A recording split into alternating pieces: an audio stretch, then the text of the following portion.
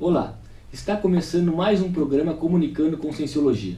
O programa vai ao ar todos os domingos às 10 da manhã, com reprises às sextas-feiras às 13h30. Nós estamos trazendo uma série de programas referentes à Conscienciologia. E o que seria a Conscienciologia? Nada mais é do que a ciência que estuda a consciência. Dentro da psicologia e da medicina, conhecido como self ou ego, dentro das linhas de conhecimento como a religião, conhecido como alma ou espírito. E nós convidamos você, telespectador, para vivenciar na prática essa ciência e usar o princípio da descrença. Não acredite em nada, nem mesmo o que for dito aqui neste programa, e tenha suas próprias experiências pessoais. Hoje, nós vamos falar sobre família e saúde. E para nos explicar um pouco mais sobre essa relação, nós convidamos a professora Miriam Sanches, ela que é consciencioterapeuta, voluntária da OIC e diretamente de Foz do Iguaçu. Professora Miriam, seja muito bem-vinda no nosso programa. Obrigada, Gabriel, eu que agradeço o convite. Agora eu gostaria de já colocar na chapa quente, digamos assim, e perguntar por que a gente vem na nossa família. Pois é, né? Esse é um bom objeto de estudo porque, na verdade, todos nós estamos inseridas no meio familiar. Às vezes a gente pode não ter um pai ou uma mãe, porque alguém já pode ter dessomado, mas a gente teve que ter um óvulo, um espermatozoide para nós estarmos aqui. Então teve que ter essa união. E por que exatamente a gente ainda não tem muita noção? O fato é, o que se a gente estudar e voltar a atenção para isso, é que nós vamos ter uma afinidade com essa família. Seja porque nós temos condições de assistir a nossa família, ou porque eles também têm condições de assistir a nós. Muitas vezes, e acontecem os dois aspectos, nós recebemos ajuda, mas também podemos ajudar. Talvez esse seja uma boa maneira de entender por que nós estamos inseridos nessa família. Provavelmente também pode ter uma conta corrente evolutiva, de que alguma coisa aconteceu no passado e nós estamos aqui inseridos hoje, ou para limpar isso, ou para melhorar. Então, a consciência, quando ela chega aqui, ela vai ter traços força, que são os traços positivos, ok? E alguns traços falhos, que nós chamamos, são os traços negativos. E que nós nascemos aqui para evoluir. Nós temos que diminuir esses traços falhos e aumentar esses nossos traços fortes. Quando eu consigo reconhecer em mim meus traços fortes, e ao eu conviver no meu meio familiar, eu posso utilizar meu traço força para poder ajudar o outro que tem um traço força, traço fardo, a melhorar. Perfeito. Fica claro isso? Sim. E com relação... Então não é por acaso que a gente vem nessa família. Nem um pouco por acaso. Então tem pessoas, aí você falando, eu comecei a lembrar que tem pessoas que a gente se dá bem na família e tem outras pessoas que a gente não se dá tão bem assim. Perfeito. Então isso explicaria mais ou menos, né? Muito comum, e às vezes as pessoas têm a tendência até de enxergar mais aqueles que não se dão bem, né? Porque aquilo que se dá bem, a pessoa costuma não valorizar muito. E esse é talvez o grande erro. Nós temos que valorizar para quem a gente se dá bem, sim, e é muito natural que até a gente chama assim, alguns nós vamos ter a empatia, outros nós vamos ter a antipatia, e alguns a situação vai ser neutra. E não é só para aspectos de grupos familiares ou dentro da família, às vezes com os amigos, as pessoas que a gente conhece, seja no trabalho, seja na escola, ou no nosso convívio, a gente vai ter pessoas que a gente vai ter sim uma grande afinidade. E o que é isso? Às vezes é o que a gente chama de a manifestação pensênica. Na nossa manifestação nós temos um pensamento, um sentimento e uma energia. Isso tem um padrão. Esse padrão vai gerar afinidade. Algumas pessoas então nós vamos ter afinidade porque nós temos o mesmo padrão pensênico. Ele tem uma tendência a ser às vezes assistencial. Os interesses pela evolução são parecidos. Então é muito mais fácil e algumas vezes os nossos vínculos já são de outras vidas, nós já convivemos outras vezes, nós já tivemos afinidade, isso a gente reconhece.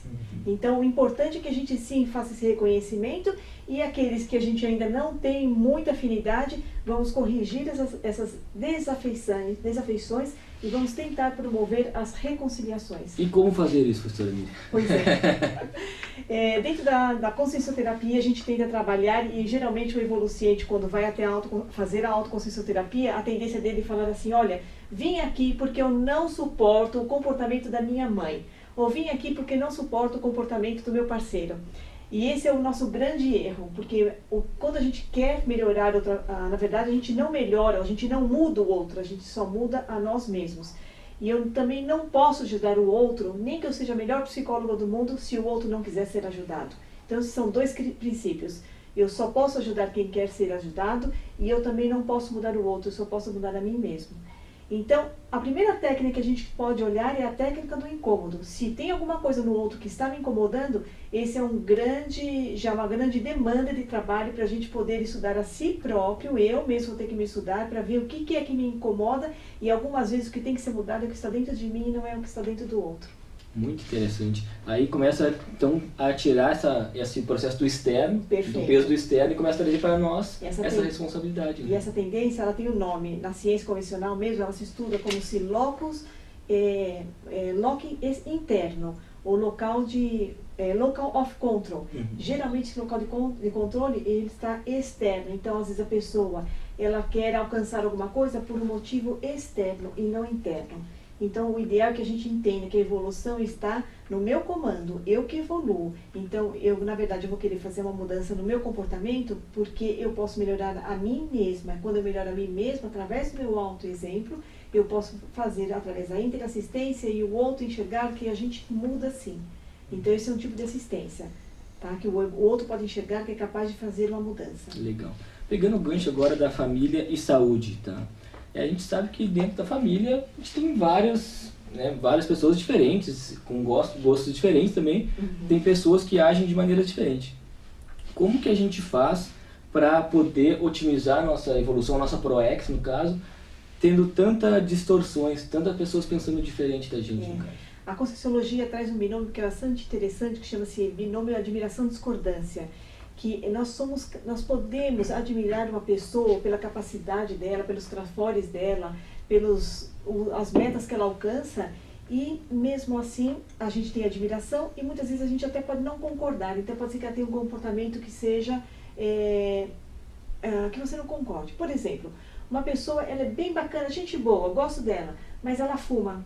Aí você fala assim, tem esse aspecto aí da pessoa que eu não gosto, como é que vai fazer? Você vai deixar de gostar da pessoa? Não. Você gosta, você conversa, você fala, mas não dá para conviver no mesmo ambiente que ela está lá fumando, mas você não vai deixar de conviver com ela, entendeu? Seria um aspecto. Então, a admiração e discordância, você pode abranger para várias situações, em que você vai ter um fato, mas você não precisa riscar a pessoa do seu caderno. Entendi, perfeito.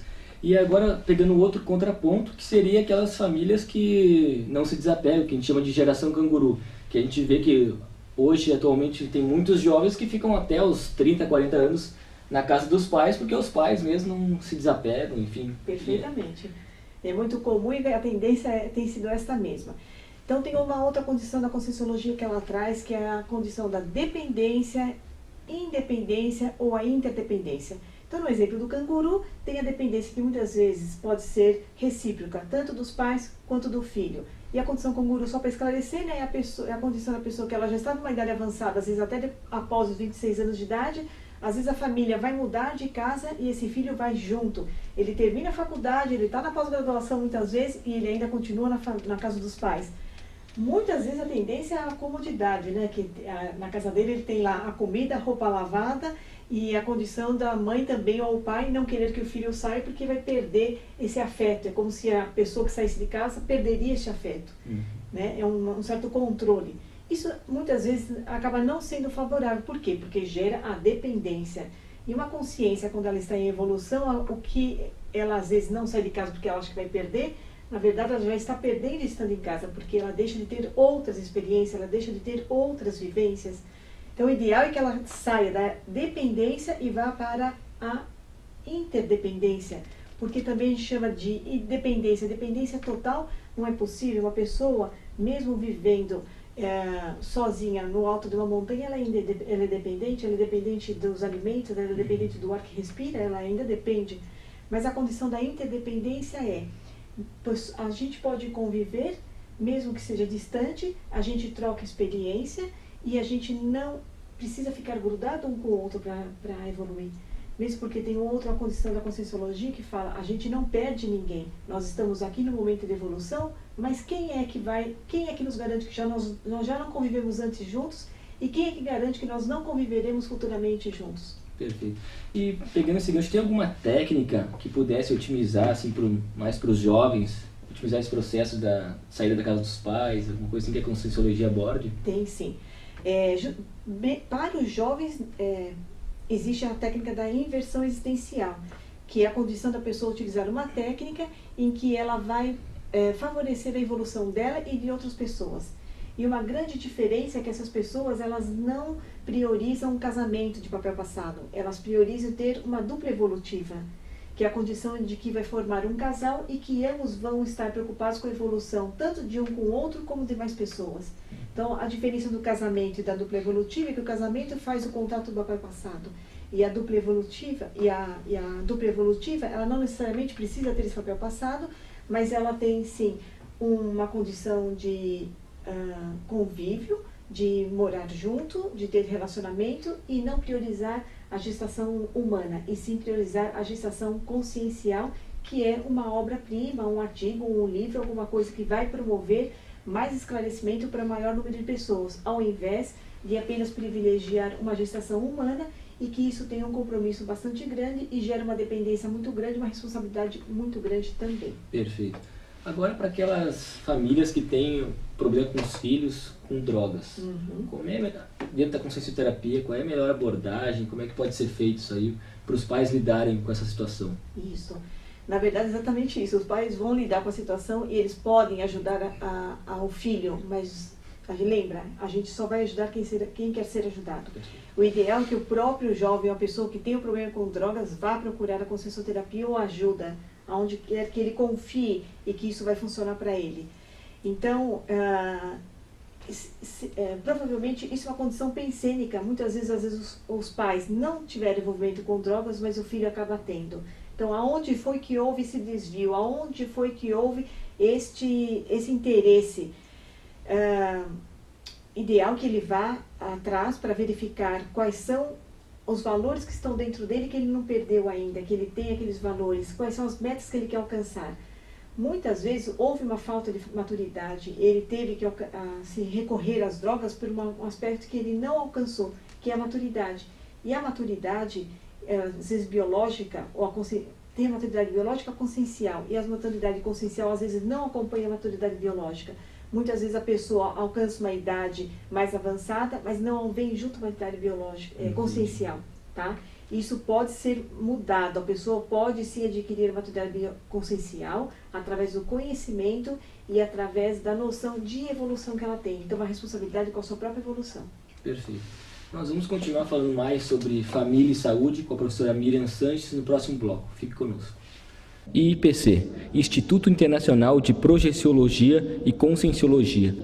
É uma instituição científica de educação e pesquisa sem fins lucrativos. Venha participar de nossas palestras todas as sextas-feiras às 19h30, na Rua São Manuel, número 189, bairro Rio Branco. Telefone 051 3224 0707.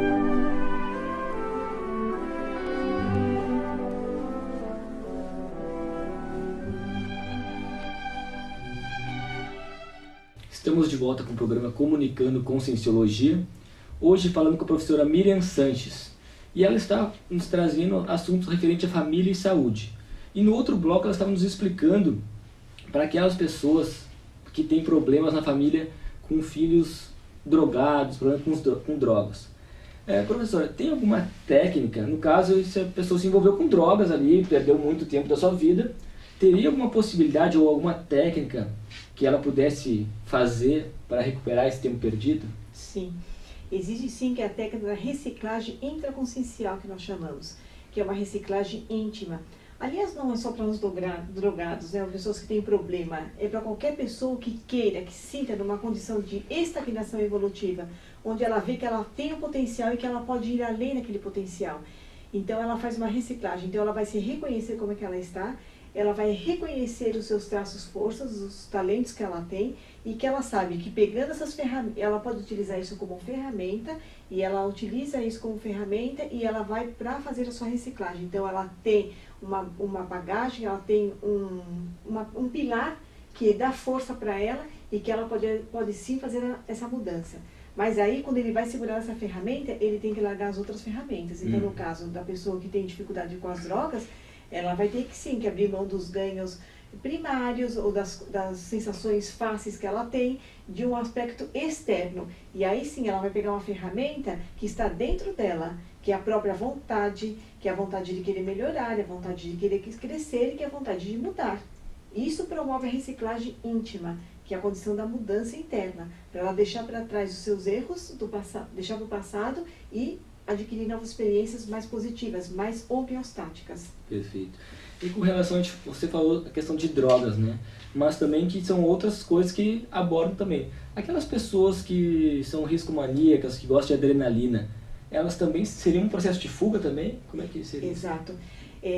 Muitas vezes ocorre mais na fase da adolescência, muitas vezes, mas isso não impede que também na fase adulta isso ainda continue. Aquilo que eu falei de maturidade consciencial e maturidade biológica está descompassado. Então o que acontece? Às vezes a pessoa acha, qual é o problema de eu ir lá para Foz do Iguaçu fazer o passeio nas cataratas e fazer um rafting lá? Que problema, que mal há nisso? Você está na natureza, você vai fazer uma contemplação da natureza, qual o problema disso? Ah, sim, há muitos riscos e às vezes a pessoa menospreza ou não dá valor porque aquilo é divertido, gera adrenalina. Mas na verdade a gente tem que ter sim cuidado com esse corpo, porque é o veículo de manifestação da minha consciência. Quanto tempo que nós não passamos através da nossa infância, através da nossa adolescência, até chegar na fase que a gente fala de execução da nossa ProEx. Então nós passamos por um período bastante grande de preparação até chegar no momento da execução. Quando chega no momento da execução, a pessoa vai arriscar a vida dela, vai andar de moto, utilizou as drogas ou vai correr em alta velocidade. Então, tudo isso é uma questão de irresponsabilidade com a própria vida. E a gente tem sim, não. Nós temos que checar qual é o nosso compromisso de vida. Cada um de nós, provavelmente, nós temos um compromisso com a vida, que muitas vezes nós não sabemos o que é, não está claro. Mas reflita você, se você não tem um compromisso de vida, que você acha que você veio só para essa vida apenas para crescer, casar, ter filho e morrer, ou você veio aqui porque você tem alguma missão para fazer, que às vezes nem está claro para você saber o que é, mas que você tem no seu íntimo, sim, que você tem uma missão.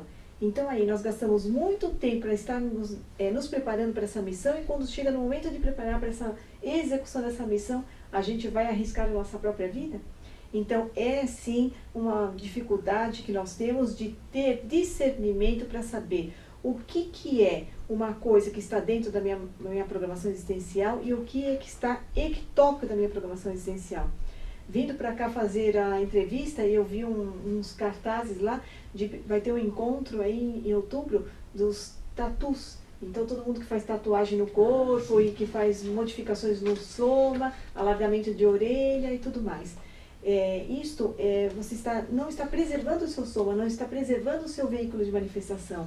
Talvez não seja a condição mais inteligente evolutivamente falando para você cuidar do seu soma. Mas existem maneiras mais evolutivamente falando de cuidar do seu soma, principalmente que é passar o conhecimento que você tem para outras pessoas também. E quando a gente passa o conhecimento, a gente não perde nada, pelo contrário, a gente faz vínculos da nossa convivência e esses vínculos conscienciais ficam para a vida inteira. Sim, perfeito. Então você falou dessa questão da assistência, né, de ajudar os outros. Agora a gente vem com uma programação, com uma missão, e aí mas a gente vai querer queimar a vela pelas duas pontas, sair fazendo esporte radical. Depois que a gente morre, que a gente dessoma, o que acontece com esse tipo de pessoa? Então, muitas vezes ela vai ver que ela teve uma vida e que ela perdeu esse tempo todo. Algumas pessoas já têm um indício de que ela vai sentir isso aqui no extrafísico. Então, por exemplo, tem muitas pessoas que sentem uma melancolia, que nós chamamos de melim, que é uma melancolia intrafísica. É uma condição que ela chega numa idade, não precisa nem estar numa idade avançada. Às vezes ela é nova, mas ela ainda está insatisfeita com seus afazeres, ela ainda não encontrou exatamente o que ela tem que fazer. Se a pessoa já tem essa condição de melim aqui no intrafísico, provavelmente na hora que ela dessomar, que ela descartar esse corpo físico e que ela estiver no extrafísico, provavelmente ela terá sim uma melex, que é uma melancolia extrafísica. E aí não adianta chorar pelo leite derramado, porque o tempo já passou e a gente já não tem mais o corpo físico para poder ir atrás. Então, o ideal é que a gente fique atento para essa melancolia intrafísica aqui nessa vida e tentar fazer essa reciclagem aqui e tentar correr atrás do prejuízo ainda aqui nessa vida, porque ainda dá tempo. Mesmo que a pessoa tenha uma idade avançada, não importa, se aí a pessoa já está aposentada, se ela já está com uma idade avançada, se ela está até já com algum problema auditivo. Se a pessoa conseguir fazer uma leitura, estudar, assistir às tertúlias pela televisão, pelo computador, qualquer condição de conhecimento que ela vai estar melhorando o seu cérebro, isso vai estar na consciencialidade dela. Então, mesmo que ela perca o seu corpo físico, ela vai estar lá no extrafísico, esse conhecimento vai poder ser acessado. Vale a pena investir. Legal. Então, nesse caso, que a pessoa passou por todas, ou dessomou, ou está na Melim mesmo, né, aqui no intrafísico, e ela quer recuperar. Então, você falou na reciclagem, né? Uhum. Então, não adianta também ficar se autoculpando, é daqui para frente, perfeito, né? Perfeito. Então, isso que a gente fala, na hora que você descobriu, através da sua autoconsciencioterapia, que tem alguma coisa que você não gosta de você, vamos lá botar para trabalhar. Não adianta ficar chorando e nem ficar se culpando, se autoflagelando. O ideal é ver o que pode ser feito, pegar suas ferramentas ali que estão dentro de você, do tipo a sua motivação, o seu conhecimento, as suas ideias inatas, aquilo que você já trouxe desde de pequeno, que ninguém precisou dizer para você, aquilo já estava dentro de você. Pega lá a sua vontade e vai atrás para executar o que você tem que fazer. Legal. E aquelas famílias que no caso, perdem, entre aspas, os filhos muito cedo. Uhum. Então, a criança nasceu, com 2 anos ela dessomou ou morreu. Uhum. Né? E aí, muitas famílias não sabem lidar com isso. Né? É bastante difícil mesmo, e a condição natural é que os pais dessomem ou faleçam antes dos filhos. Então, na verdade, como você falou, né, a pessoa acha que perdeu, e na verdade a gente não perdeu. E quem é que vai dizer o que foi mais positivo ou favorável para a consciência dessomar naquela idade ou não? Algumas vezes já está numa condição da PROEX da pessoa, ela veio aqui para promover alguma melhora no seu corpo físico, no seu holossomo que a gente fala. Algumas vezes o fato de ela nascer e dessomar em um período curto de vida, isso pode ser favorável para ela, porque ela renova o corpo energético dela. Então, por algum motivo, foi bom que isso ocorresse para ela. Tá? Isso não quer dizer que seja fácil para os pais entenderem. É bastante difícil, mas isso a gente pode entender como uma questão de não ter apego, abrir mão e entender a condição do outro que foi. E muitas vezes o que a gente tem dificuldade de entender é a falta que o outro vai me fazer. E que na verdade isso é um grande egoísmo. É um egoísmo meu quando eu me preocupo por algum familiar meu que dessomou. E aí eu sinto saudades. Então eu não estou muito preocupada com o que o outro vai passar lá no extrafísico. Eu estou preocupada com a falta que o outro vai fazer para mim. Isso atrapalha a consciência que dessomou, no caso? Com certeza. Muitas vezes essa é uma demanda, uma necessidade da consciência que está aqui, e ela fica chorando pela consciência que dessomou. E um apego é um apego de choro, é um apego que não faz bem para quem está lá. Muitas vezes a pessoa que já foi para o extrafísico, às vezes está encaminhada, ela está pronta para ir para uma comunidade, às vezes até evoluída, educativa, e aí o outro fica ainda chorando. Então isso não favorece ambas as partes, não faz bem para ninguém. Então a questão é desapegar mesmo, né? Com certeza. Do processo. E eu queria que você falasse um pouco mais sobre o trabalho da consciencioterapia, se alguém quiser também participar, no caso, como é que funciona? Na consciencioterapia funciona lá em Foz do Iguaçu. Nós temos atendimentos individuais, atendimentos de casal, atendimentos de grupo e atendimentos, não são esses. E nós temos atendimentos intensivos, que são de segunda a sexta-feira. Geralmente é assim, a pessoa se programa para ficar uma semana lá. Nesses 5 dias ele terá 5 atendimentos. Ele vai passar pelas etapas básicas da autoconsciencioterapia, que a primeira dela é a autoinvestigação, que a pessoa vai ver quais são as suas dificuldades, o que ela quer trabalhar. Depois ela vai para a fase da autodiagnóstico. Então ela conseguiu, através dos seus estudos, das suas pesquisas, ela vai falar assim, eu quero trabalhar então o meu egoísmo, eu quero trabalhar isso. E aí ela vai criar técnicas de autoenfrentamento. Vamos supor que eu tenha verificado que uma demanda minha é egoísmo e eu quero trabalhar com isso. Então ela vai experimentar no seu dia a dia quais são as situações que ocorre egoísmo. E vai experimentar condições de que ela não vivencie esse egoísmo, que ela passa melhor, que ela vê que isso não é positivo para ela, que ela vê que isso não é bom.